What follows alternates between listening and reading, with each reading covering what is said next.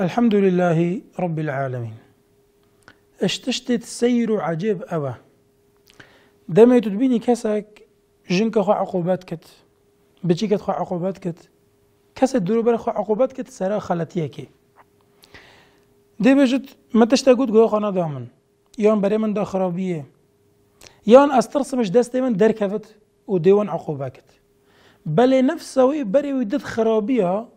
وجبن امري دركتي جبن امري خدي دركتي بري ودد خرابيه ونفسه خو عقوبه ناكت دل خو باقش ناكت وأفا أولوتره وأجر نفس أمروي بيز بي دي بتر بري مروي دي مهلكات وخرابية إش عيال أهل مروي لو أجر تو محاسبة خلقي بكي سرا خلطية وأخلاقي كريت وتعاملها نباش أولوتره تو محاسبة نفسها خابكي سرا أو بيساتي وخلل وخرابي ونخوشي ونساخيت نفسه دلتا دهين فجا الجال خورين آخر بوچی از زی عجز بم بوچی کسک تشتکی بجد زی از جا بدم بوچی صبر خانه کشم تعامل من سردری من الجل جنك من الجل بچیکت من الجل دیبا من چاوانه وقت از باشه که گل اکید کم اجبر اخلاق من باش از اجبر خودت کم یانجی همو از علمت ما او اني طم نبو خودیا هوصا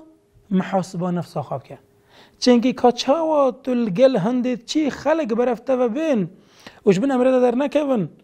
دا ظلملت نکد و بوده بخرابی نزفرت وصل ازمت محاسبه نفسه خواب که نفسه خواب پاقش بکی او نفساته او طاغی او شره درکتی چنکی او ده پتر تب هلاک بد و ده پتر لسرتا ظال بد و ضرر وی نفسه ده لسرتا پتر بد اج ضرر اهلتا و مالاتا لوا او گرنگاتو بکسی دروبرت خودی نزیکت خودی